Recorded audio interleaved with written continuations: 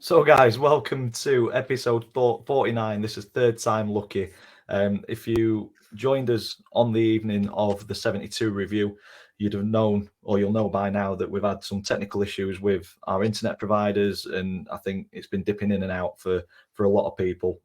So we've decided to do a recording and get it up so that you guys have got a show to watch throughout the week, and hopefully you still enjoy it, and hopefully everything's rectified by next Sunday so we can have a live and have that interaction which makes the show what it is. So if you didn't join us on Sunday at 6:30, I will do introductions once again before we roll the intro, and then we will show you where we got up to. So next to me, Suicide Watch, it's Ian Bradley from Over the Bar. Let people watching know who you are, what you do, and why you do it, mate. Hello. I'm Ian, 61-year-old Rotherham United season ticket holder, and when Rotherham are away, I'm around the country vlogging for Over the Bar YouTube channel. Lovely stuff. Below him is Lee from Around the Grounds, who has just broke 4,000 subscribers. Congratulations on that, Lee. Well done. Let people watching this recording know who you are, what you do, and why you do it. Thanks for that, gents, yet again. Always supporting me. So I'm Lee, massive Sheffield Wednesday fan, and one happy Sheffield Wednesday fan this evening. When I'm not at Hillsborough vlogging, I'm around the grounds, as the title says, just ground hopping and cover it from a channel. And Dan, you've handled this internet meltdown so well tonight, mate. Honestly, mate, I'm fuming. I'm ready for chucking tables about and everything. What is pulling me through is this bottle of red. Yeah, you're running out. All right, we'll get there. I'd have just jumped out at window, mate, at this point, man. Root is in the dog, in it, Dan. What do they say? Don't work with live TV, kids or animals? Yep. Something like that. Yeah. You we've work got with all Ian. three.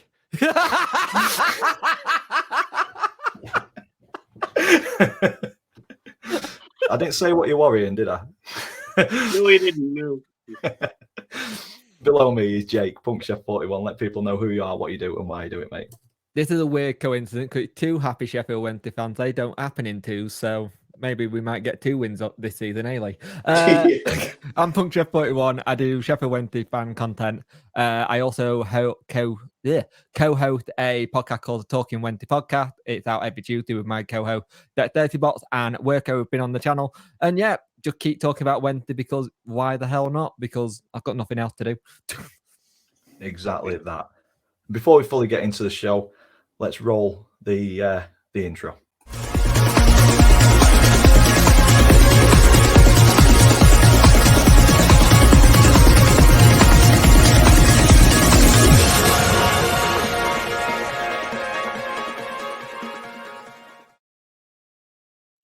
There we go. We will get there. It's going to be really weird because now I'm not having to control comments and banners and everything. We can take us time. It'll be nice and steady.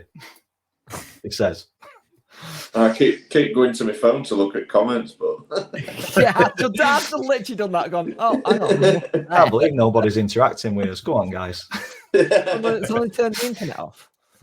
So, if you watched the 2 attempted live streams from Sunday evening, we went through League One. We said a few bits about the midweek fixtures. A good result for Wigan against Oxford. Who else did we mention? Bolton. A good result for them at Wickham. We moved on to Saturdays, and another good result for Wigan, 2-0 against Shrewsbury. We also mentioned Stevenage's absolute unravelling of Derby County, and we think Paul Warne is on thin ice at the minute. And we also mentioned Bristol Rovers, a good result for them, being managerless as well. So I'm going to call it now. I've got a shout for the Bristol Rovers job. Nathan Jones. Yeah. That is a shout. It is, but would he go down to League One? Yep. Yeah. Think about it. He needs to rectify his career. He only keeps going to Luton. Luton are not going to want him again because he's already jumped ship twice. Yeah. We also mentioned Reading against Portsmouth. Obviously, Portsmouth unbeaten at the minute. Reading looking in huge amount of trouble. Yeah. So Reading 7 winless in the league, foot of the table. The last win was on the 16th of September. I feel for Royals fans in the situation that they're in. Poor ownership. Obviously, protesting every single game at the minute, throwing tennis balls on. We mentioned that part of that protest added time on and helped Pompey get back into it on the weekend as well. But today, during the day, it seems like a House of Fraser helicopter landed at the stadium. So the rumours are that it possibly Mike Astley going in there to save them. It is what Mike Astley does. Let's be great. Fair to him. He does take failing businesses, makes them stable, and then sells them. I think the situation with Newcastle and him was more that it got sour because of what things have got said. I think if you let him do what he wants to do and does, let's be honest, Newcastle at one point was a club that actually made a profit under FFP, and that's unheard of. Yes, I think this is one of those things where if he comes in, I think they're just going to let it because there could be a lot worse. I'd rather, and I'm not a fan of Mike Astley, but I'd rather have my club than not at all. Yeah, true enough. I'd agree with that. 3 wins on the bounce for Wigan have pulled them out of the bottom 4, but it's very congested down there, fighting for survival, isn't it, at the minute? They'd have 22 points if it weren't for the points deductions, wouldn't they, Wigan? Yeah, so 22 points to put them Lincoln touching playoffs. So, there's potential in that squad, I think. Oh, yeah. Without a doubt. Looking at the other end of the table, we've got Pompey at the top, unbeaten. Are they the only unbeaten team in I think they are. EFL now? No, Mansfield. Is it Mansfield as well? Mansfield in League Two. There we go. It's not bad. It's not a bad company. Run of form, is it really? No, decent. Defensively solid as well. 10 goals in 15 games. Yeah. Take that. I think we've conceded 25. Oxford in second, and then the playoffs made up of Bolton, Peterborough, Barnsley, and Stevenage. But long old way to go in League One. Oh yeah. Moving on to League Two, I think with this being a recorded session rather than live, we'll not spend too much time, we'll not spend any time going around the grounds. We will just focus on our teams, and it'll be a short recording for you guys to watch rather than sitting through an hour and 15, hour and 20. Although when we get on to Rotherham against Sheffield Wednesday, it could be a long old time. We will see. But yeah, touching on this game, I mean, you look at the stats on this. Rovers 21 shots, 5 on target, 54% of the possession, 8 corners compared to Salford's 3. Everything on this scoreline or in this game says that it shouldn't be a 3-0 to Salford. But we just couldn't contain Matt Smith. Everything that went into the box, he headed in both boxes. Scored a hat-trick. He was on the night. Real frustrating as well, because you know what Matt Smith brings, and we just couldn't compete with it. He's a target man, and if you leave him open, you're just going to ask him for trouble. Yeah. Do you know what? I was watching him through this game though, and the stuff that he does behind the referee's back and off of the ball is pulling and pushing defenders to get that little yard of space. So you think that he's got a magnet in his head and a magnetic ball, and it just gets to him. The work that he does off of the ball is unreal. He's a target man. He's a centre forward that I think every club. He's an old school centre forward though, isn't he? Yeah. He's the old school big man up top. The thing is, I think in League Two you can get away with that kind of like pushing people away. You get into the Championship. We had it today, and we'll talk about it later. Smith was doing a lot of that, and he got nothing. Yeah. Reminds me of a poor man's Duncan Ferguson. Yeah, that's a good analogy. Yeah. But no, very, very good player. He's made a career of doing what he did on Tuesday night, to be fair. But yeah, Salford had 4 shots on target. 3 of them found the back of the net. I don't think Louis Jones could have done anything with the 2 headers. He could have done better with a third that we conceded. He's kind of got down. He's parried it into a dangerous area, and he's come out and said that he should have done better. But I think the key for this is a lot of Rovers fans were meltdown because we've lost a game. I think you've got to take into consideration that there was an illness that went through the camp, and I don't think the players trained as consistently as what they normally would. We've got 14 to 16 injuries. So there's not been that ability or that kind of. We've not been able to chop and change and keep the team fresh. I think it's probably just one too many games. It's caught up with us. We looked really, really tired, really leggy, but we had opportunities to stay in it. We hit the crossbar twice.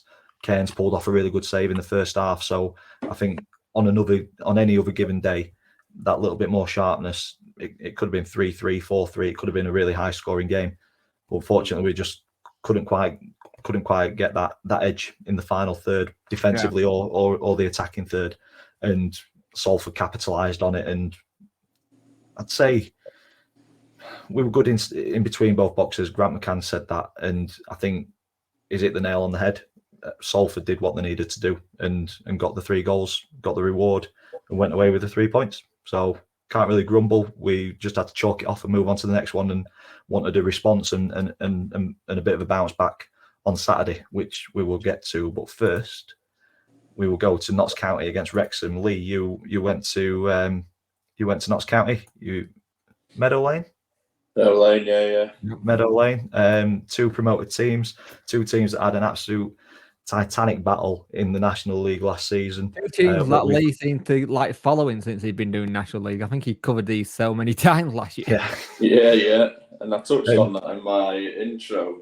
It were a fixture I'd anticipated I were going to go to, but I've never been to Meadow Lane, so nice stadium, isn't it? Good. Yeah, really impressed with it. So it were stadium I wanted to go to. So what better game to make it my first? Obviously, the old classic from last year.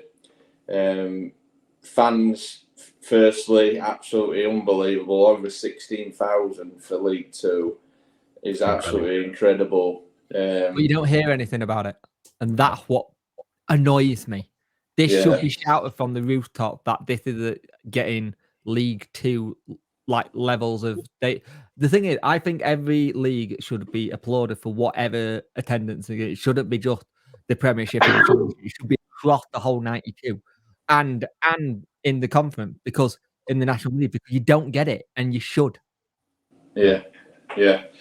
So first off, atmosphere absolutely brilliant. Like I said, League Two, it's a great league. Love covering it, and it were a game that both teams really got at each other, which I expected coming into this, because they're both attacking teams. They both like to score goals, but also concede them. First half, a lot of long range efforts. Nothing really stand out in chance. Probably Macaulay Landstaff with the most clear cut with an header, but the keeper made an easy save. So 0-0 half time, and then second half, I felt Wrexham went up that level, pushing Lee forward slightly, and he really caused problems for Notts County. Couple of efforts just to test the keeper, and then on the 73rd minute, deflected effort, but he's got his shot off. Makes it 1-0. Notts County then seemed to do what a couple of their fans were said around me, that they seem to sit back and just go to pot basically when they concede, and that's what's happened. And Ollie Palmer makes it 2-0 3 minutes later, and it's game over. If I were to pick a team that probably deserved it, it was Wrexham, just for that second half. I think all in all they defended really well, which I were quite shocked with, really, because they have been conceding a lot of goals, but they were really solid. They were typical League Two side. The keeper, I'm not even going to pronounce his name. He's on loan from Arsenal. He really impressed me. I think he commanded his box really well. Yeah, I'm not even gonna try. I don't even know why I'm trying. I butchered the entire Rotherham lineup. I'd go with Conquo for that. Yeah, that probably sounds right, Daps. We'll go with that. Yeah, but no, he commanded his box really well, and just ideal replacement really for Foster. But yeah, as a unit, Wrexham defended well, midfield they were solid, and obviously you've got Mullen and co. And when you bring in the likes of Ollie Palmer and Stephen Fletcher, do you think it's a turning point for Wrexham? Yeah, I believe so. So after watching that I was really impressed with him. Last year I watched him, wasn't really impressed. I think that's the best performance I've seen him play. Obviously we're in League Two now, but yeah, I thought as a unit, if they play like that, they'll certainly be in that top 3 mix. But no doubt, Notts County worry me defensively. I think going forward they're not an issue, but I touched on it. Fans, once they concede, they do go to pot, and it proved that, to be fair. So that maybe their downfall, and I think there is possibly a few better sides than them. I know they beat your outfit, Dan, but I don't think Donny really turned up on that day, so he was hard to gauge. Yeah, do you worry for if they lose Macaulay in January? Yeah, I probably do. Yeah, obviously they've got McGoldrick, but he's more of he dips into that midfield section. I think what their biggest problem is, they've got Jones and the other lad, wing backs. They get it. They move it about, but they're not direct enough. What's his name? Nemane. Nemane.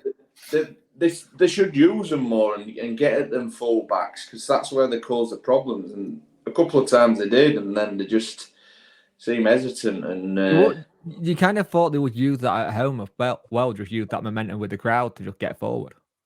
Yeah, exactly. Yeah, and the left back for Wrexham got a yellow card first half, so I thought this was going to open it up for him, but he didn't really get at him after that. He just didn't want to, just kept checking back in, and it just, I think sometimes they overplay it. But yeah, impressed with Wrexham on the day, definitely, and worthy winners.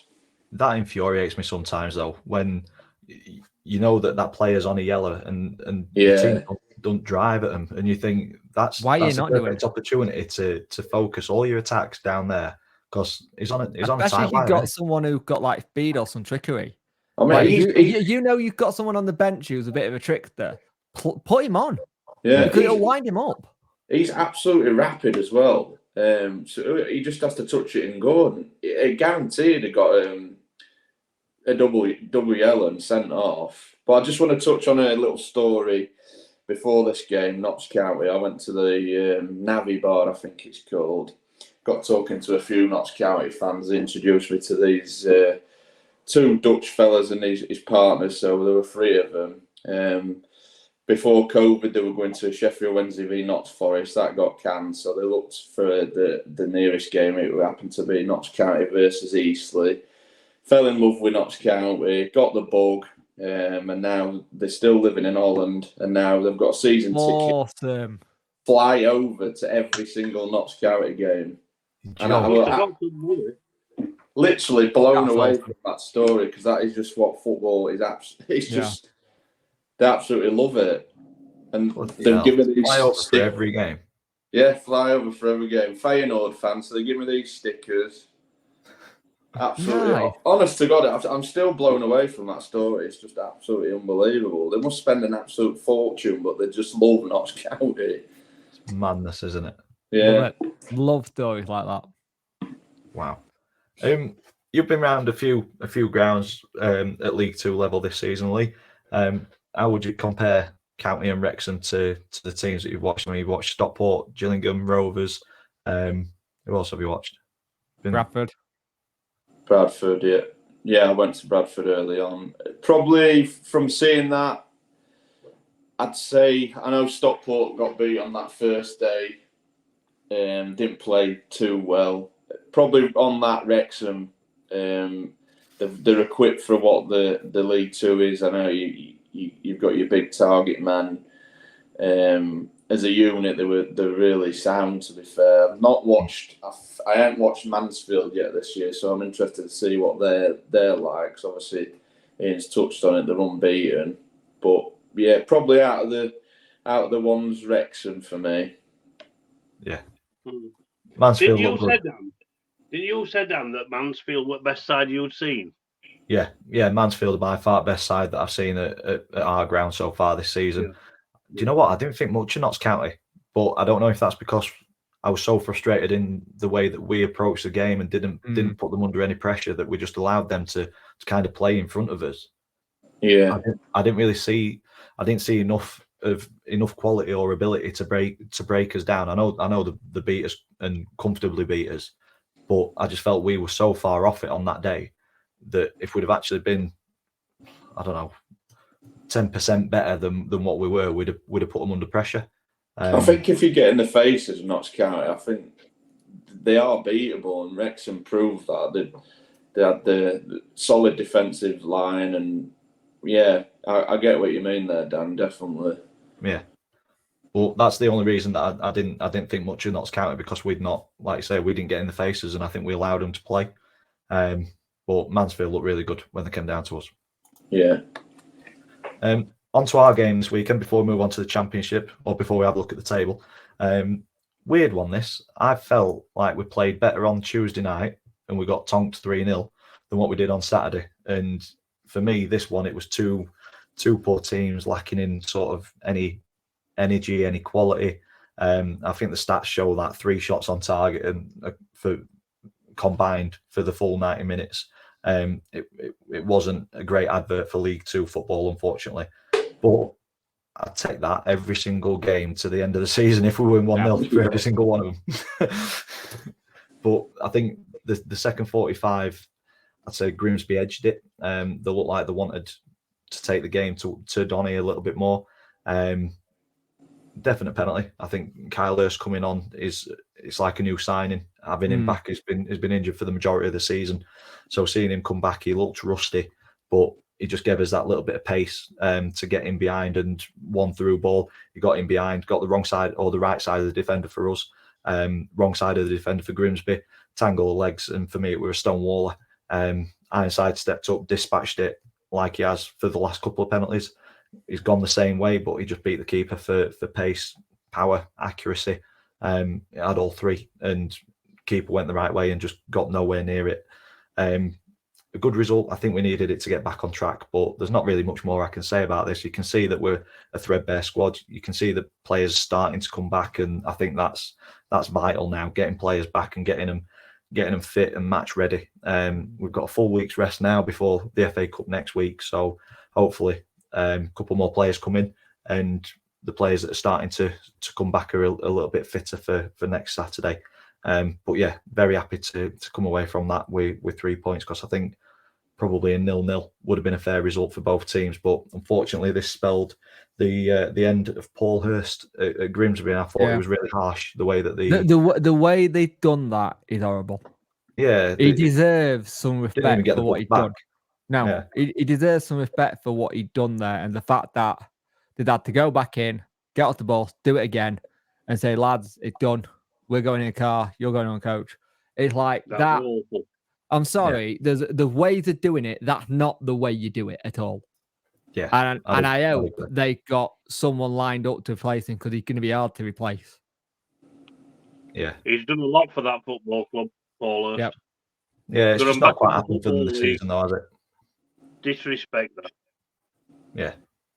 Yeah. But that is football, unfortunately. There's very little loyalty in football, but we will take the 3 points, and hopefully, I still like the FA Cup. I'd like to see us have a run, because I can't see us breaking into the top 7 or the top 3. So I think for us, an FA Cup run this season would set us up really well for good recruitment in the summer again. I think we need that kind of injection of funds from the FA Cup to then kind of add more to this squad for a big push next season. Who you got again, Dan, in the FA Cup? Accrington at home. Tough game. Lucrative tie. Lucrative. Talking on Accrington, it's not sounding like it's too good there. It sounds like he wants to sell it, doesn't he? Yeah.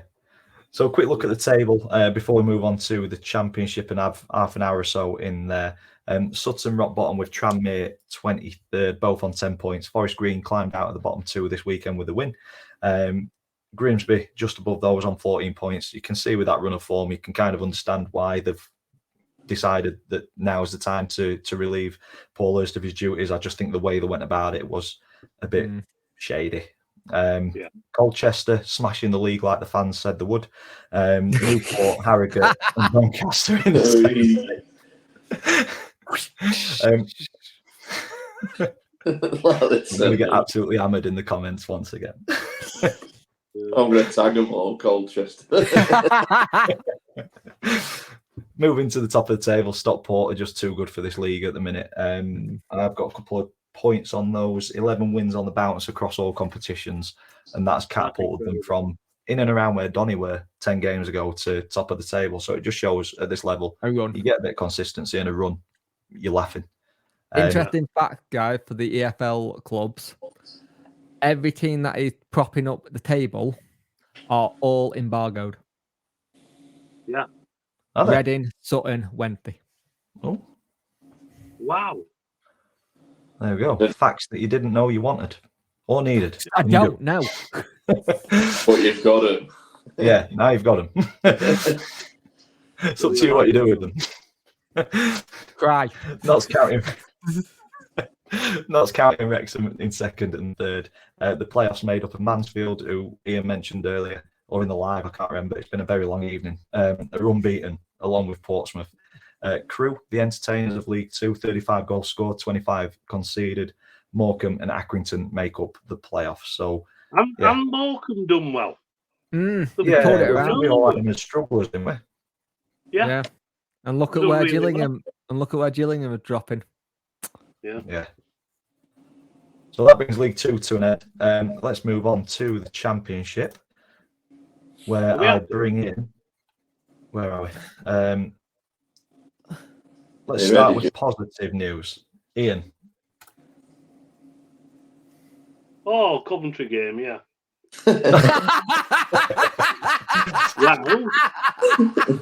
Right. The first half was a bit of a non-event, really. I mean, both teams competitive. There were one decent chance either end. Johansson pulled a good save off from Ellis Sims, and then at the other end, Ollie Dimber should have scored when he had a header from across from the left-hand side, but he headed it wide. But it was competitive, but not a lot happened. Second half, bit different. Chances at both ends. Johansson pulled 3 or 4 fantastic saves off from Sims and then Matty Godden. Then we went in front when a Caffel corner was glanced in by Peltier, 1-0 on 51. And that was our best spell of the game from 51 to about 80 minutes. We really went for them. Their keeper pulled a couple of good saves off. We had one headed off the line. We had a couple of sitters missed. And then probably the goal of the night, and I am biased, we were crossing from Revon and chested down by Georgie Kelly, and Rathbone ran onto it and smashed it in the back of the net. 2-0 game over. Very, very good win. And also 43 shots in the game between both sides. I mean, it were that entertaining. It was a really good game. Enjoyed that. And then we come on to we'll come on to Saturday later. But yeah, it was a good win and a good performance. Yeah, like you say, 43 shots. That's some entertainment, isn't it? Game that is. Especially when we had 3 shots on target between 2 teams on Saturday.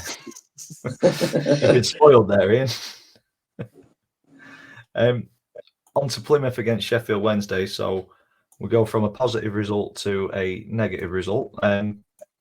Jake, Lee, between you, talk us through this one, because on paper, to me, it looks fairly even. 13 shots each. I wouldn't say it's a negative result apart from in the goal line. In performance, I think that's again a best performance we've seen Wednesday do. The only difference is we couldn't hit a barn door that night. Every time a ball went into the box, either they were hitting it and starting to fall over before they hit it or heading it over. In that first half, up until them scoring, I think we were the better team. I think we outplayed them for that period. And then it's just lack of concentration at the back. And that free kick was just stunning. No one stopping that. I've seen people give Dawson pelter for it, but he ain't stopping that. It's top corner. It's a cracking free kick. And again, we have this ability at times, this club, where we don't concentrate. And it's just a stupid pass by Valentine, who's not seen Iorfa going the other way. And he passed it straight to Whittaker. And it's 2-0. And you think, you're going into that half time going, we don't deserve to be losing this. Because I thought we played quite well. I don't know about you, Lee. I agree. I thought we were positive. So that first before their goal, really, and it just killed us, didn't it? Yeah. Just sucked all the life. You go to the second half, though. Well, I thought we were still trying to go for it. We hadn't lost our heads. The revs were still up. But when you've got no luck, you've really got no luck. Yeah. Kind of thing. And I think that was one of those games. Hardy finishes it, but even like after that 80th minute, we're still trying to run and get crosses into the ball. And all the fans that went down there outsung them all the way till the end of the bloody game. And it's a 10-hour trip there and back. And there's one bloke I know, he went from Redcar to Plymouth, then from Plymouth to Redcar. Good old Matty. What a boy. Yeah. Legend. Yeah, it's just more positive. The result wasn't there, but yeah, I could take something away from it. It were a must win, but then we come to Sunday's game, another must win, which we'll go on to now, I'm sure, Dan. There was a style. You could see a style starting to open up with Wednesday now in that game. You could see what he was trying to do. Under Cisco, they hadn't had a bloody clue, did they? No. For me, with Cisco, he was just trying to just do anything to try and get that result. He won't No, I think Dan's gone. I think Dan crashed. Oh, dear. Oh, no. Carry on, Jake. So, shall we go into the Rotherham game without any stats? Yeah. Well, So, I don't need any stats. Oh, here we go. He's back. Yeah, sorry guys, I'm having a nightmare tonight. It's dipped out again, so I've gone onto my hotspot on my phone, see if this is any better. But I'm worried now that I'm going to look back through this recording. It's going to be just a stop start as a live stream was. Oh, to be fair, then we just carried on and looked up. You just like pouring a glass of wine. Yeah. I think you and Ian need to have the same name. Suicide Watch Part 2. That's to stop you going on about Wednesday winning there.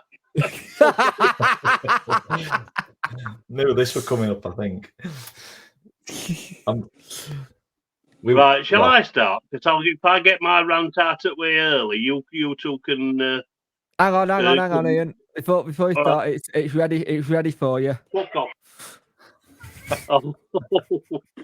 But that was something different altogether. Right, first of all, after coming back from probably our best 45 minutes of the season against Coventry and a clean sheet, we go to Hillsborough. We 3,000 odd expectant Rotherham fans against a club that had not won in the league this season, and we thought team are going to give it a go here. Wrong. Passive from the first whistle. Negative tactics again by Mr. Taylor. Tried to set up for a 0-0 draw. Play 5 across the back. And after 10 minutes, the 11 minutes, the inevitable happened. We concede. It just had to be Michael Smith, didn't it?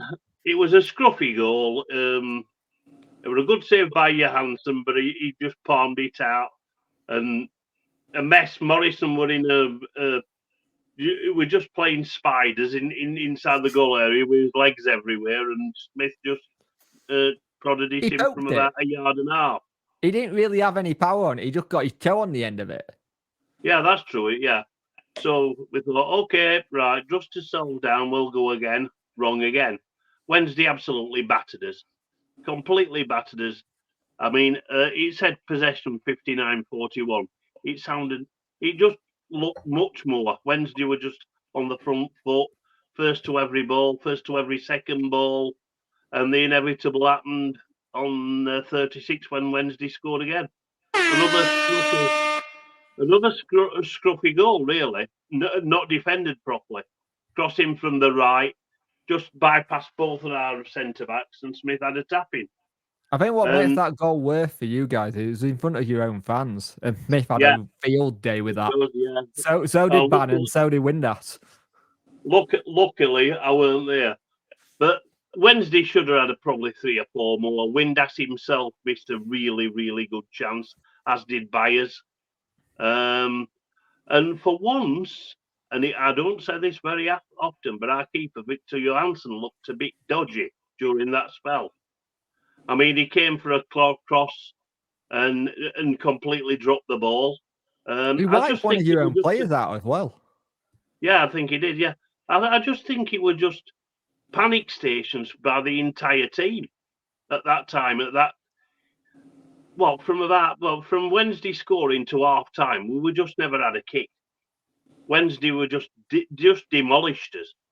Second half came, we made a few substitutions, we managed to draw the second half, but the second half really were like a training session. I mean, Wednesday had done enough.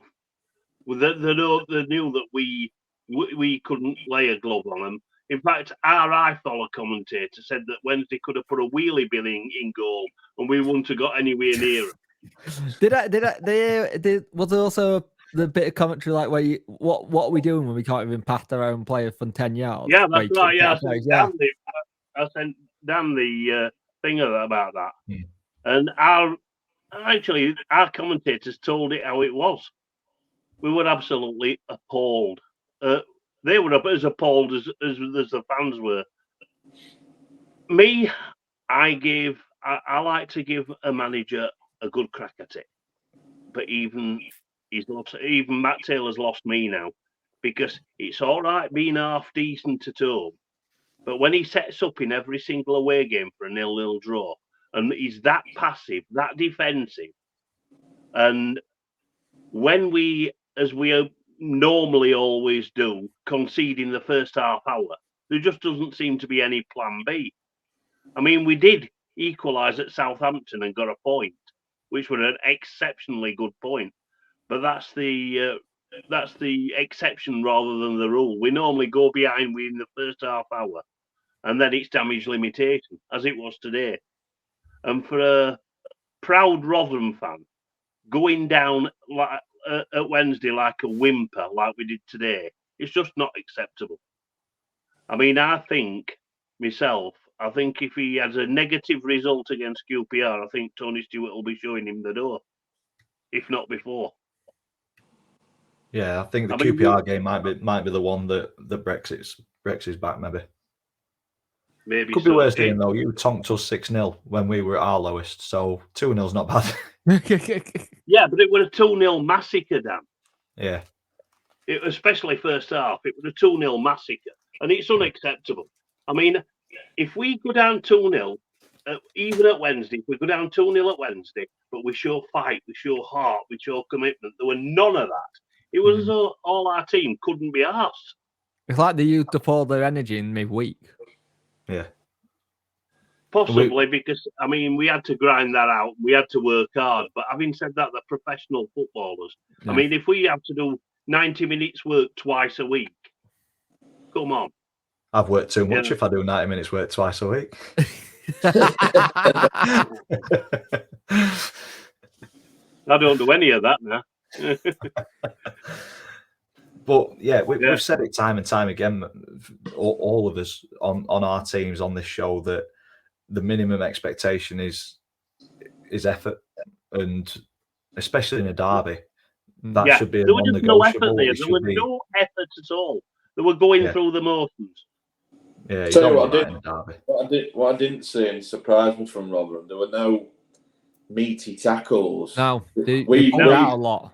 Yeah, we did a few, and I expected it from Rotherham, and nothing like that. The only flat point was that bit with Windass. Yeah, near the starlight, and even your own manager was just trying to he walked away from it, or he wasn't trying to pull his own player back. He just walked away from it.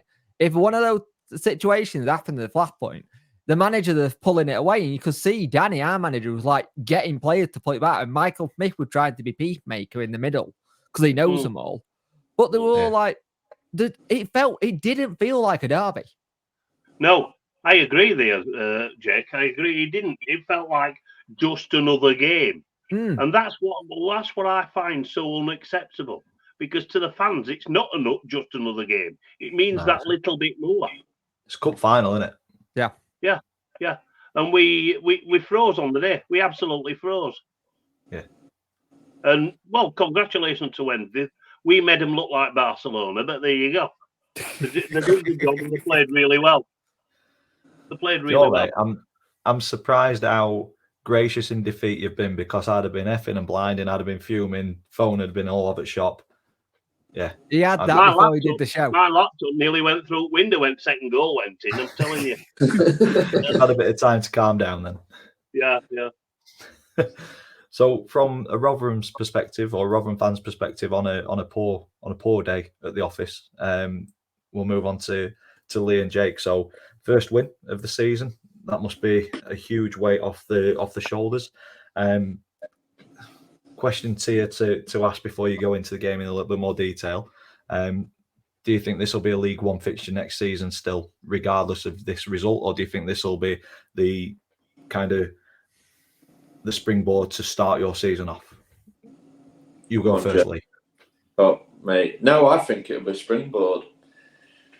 I think what I've seen from the Watford Plymouth game, and then obviously the win today, I think with Danny Rowe, he's the right man to take us forward. My worry is off the pitch, what happens there, but we can't control that. We've just got to turn up like we have today, and 29,000 in there. Chansiri can never say that we don't turn up, because we certainly do. But yeah, with Danny Rowe, I'm quietly confident that him and his coaching staff are the right team to bring us forward.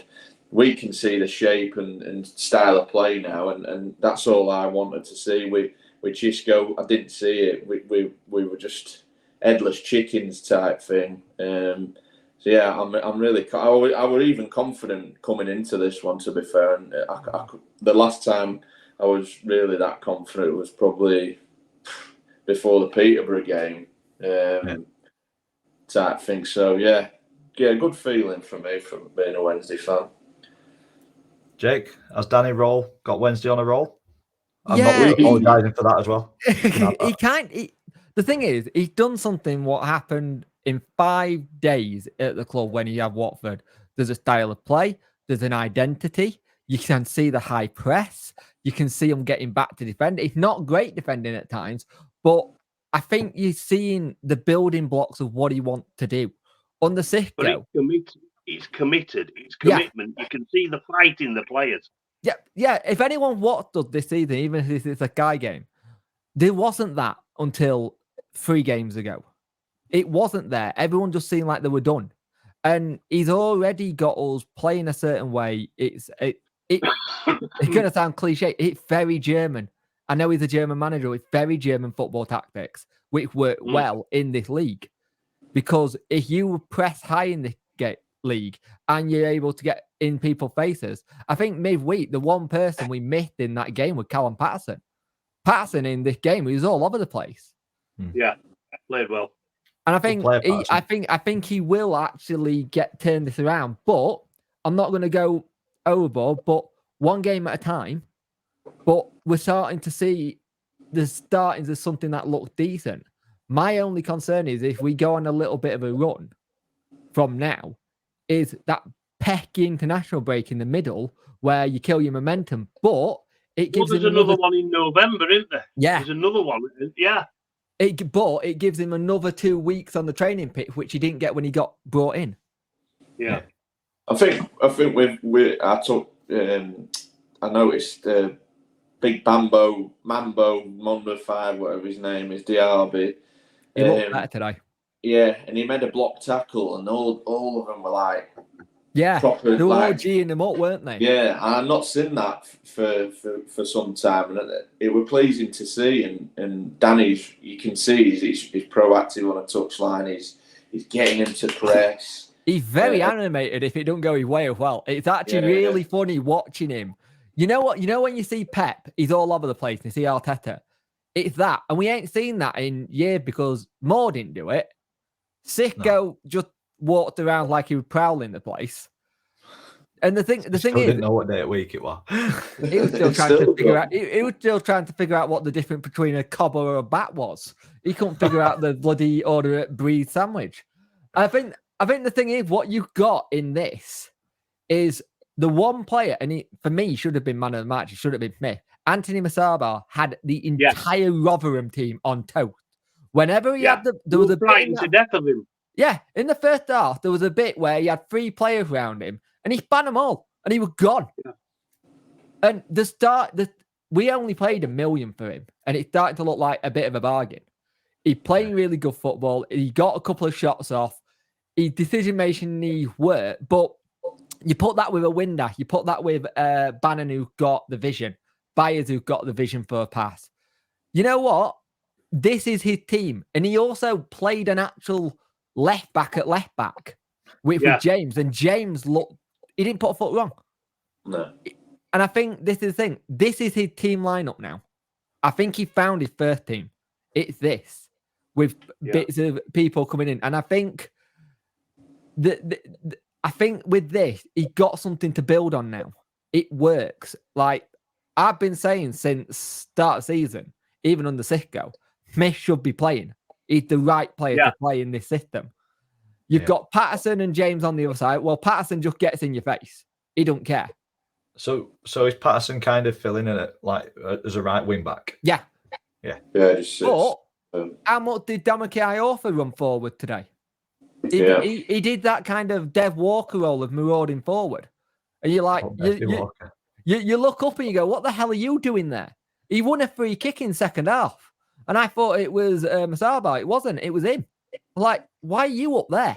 You're meant to be further back. I think there's a confidence in them now. And they look like they understand each other again. Like, when that final whistle went, you saw the emotion on Danny. You saw the emotion on the players. We ain't seen that since playoff final. Yeah. We haven't seen that togetherness. And I think that goes down to a lot of what's happening with the management team and who we've brought in. Off the pitch stuff, we can't do what about. The embargo needs lifting. The owner needs to pay it, get it sorted, give Danny at least the chance, because you leave him with 3 seasons that he can't build in. We've got a damn good under-18s academy, but we're going to have to use them and get them up to speed fast. Yeah. And I think under Danny, the biggest person he brought in, people say Chris Powell, people say Henrik. Biggest person is this sports psychologist, Sasha Lance. Because I think he got their head together and gone, look, you're playing good. It'll come. It'll work. And Danny's not put a foot wrong in his interviews. Like, the media actually like talking to him. Yeah. Like, when Sicko was in, the Sicko, they just didn't like talking from the day dot, did they, Lee? Really? No, and you felt you watching it trying to, like, behind the cushion, because it was quite cringe-worthy. It was a car crash. Let's call it what it is. I think. Go on, Lee. He speaks well, doesn't he, Jake? And he's honestly, he's never managed, but he's experienced in his coaching, and he's got the team around him, like we've said. So it's that blend of experience that he needs. Chris Powell, he's done it in this league. He's managed. He's coached at the highest level. So, yeah. Chris Powell is a fantastic appointment. It really is. Fantastic. And I'm sort of developing a little mantra for young Danny. Yeah, ditto. I think the nice thing, I saw his Instagram post, and it was really like, there's a picture going around where he's just gone like that at the end, and it's all passion. Yeah. And I think for me, it's the fact that it's in front of his family, his wife and kids, his mum and dad are over, his friends are over. You've got the thing where it's his first professional win as a manager. And that he now knows what the atmosphere is at Wednesday when it's thing. And if he knows that he got that behind him week in, week out, he can use that because he's analytic driven, he's video driven.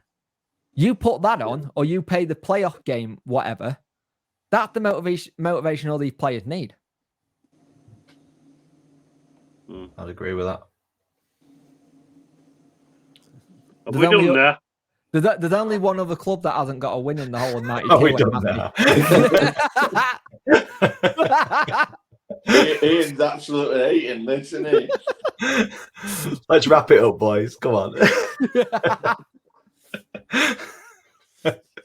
He'll be cutting wires again. Ian, a question too. Can Rotherham stay up? I know I talked to a couple of Rotherham fans today and they were confident that you would. Yeah, but they're idiots.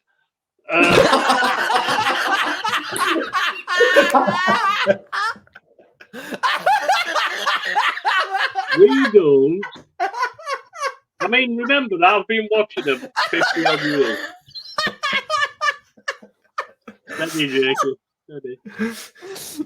We don't stand a snowball chance in hell staying up. We don't.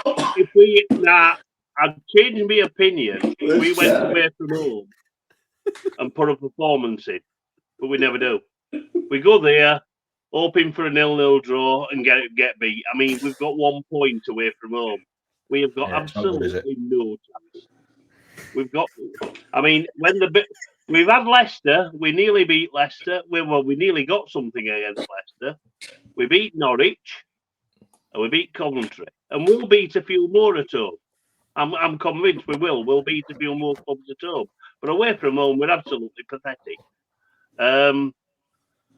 Depending on what happens with managerial situation, you never know. I mean, stranger things have happened. But if we persist with Matt Taylor, we don't stand a snowball's chance in hell. I mean, we can't alter the squad now till January. We've not got a lot of money. We can't invest in the squad, really. We'd have to move players out to get players in.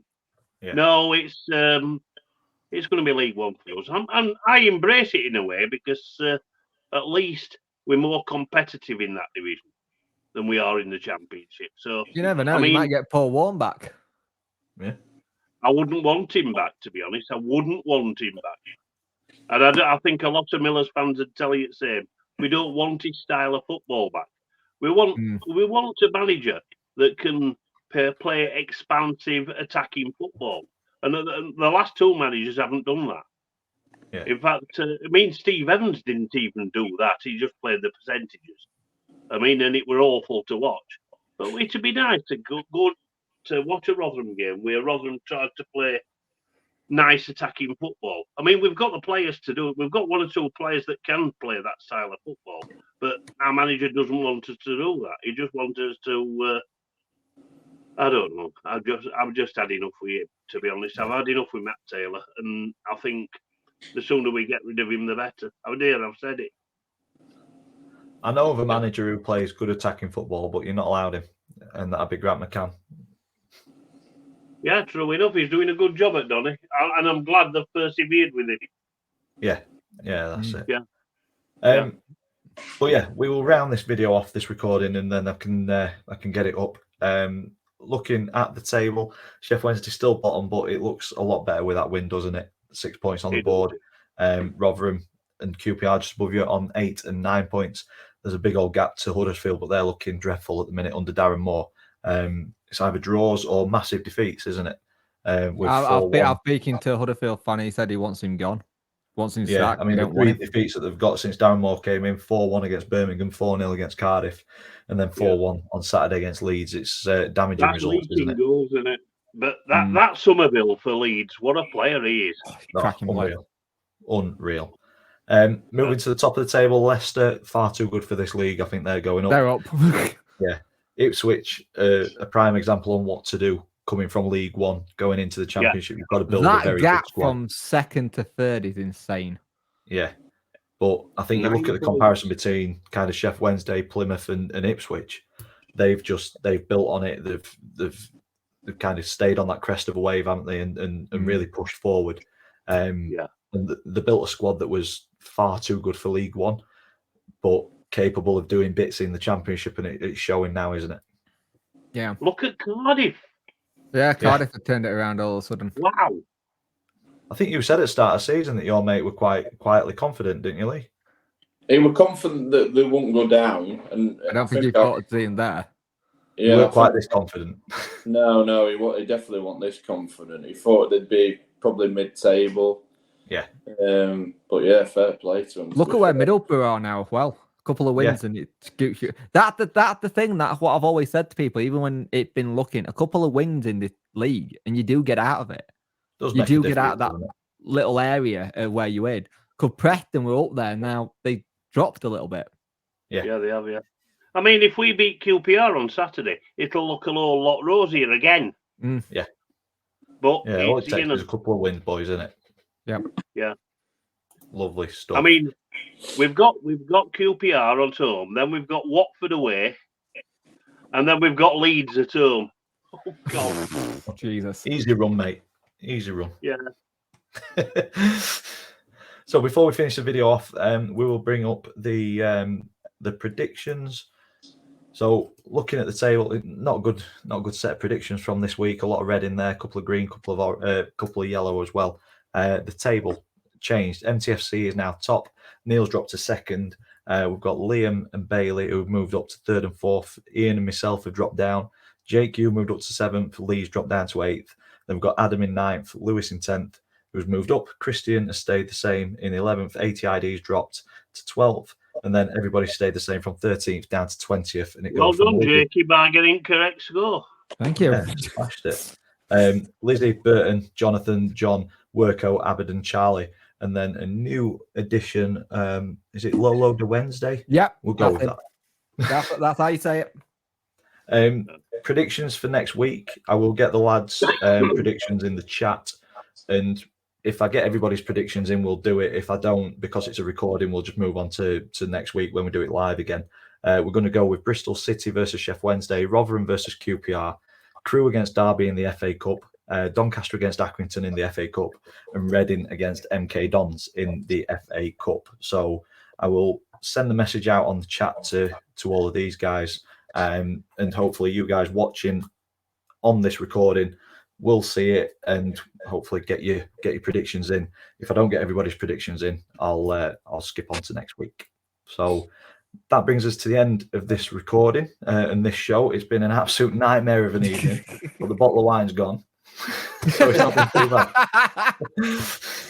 Bottle of wine gone, and Ian called his own fan base idiots. Top day. Yeah. Well, we are.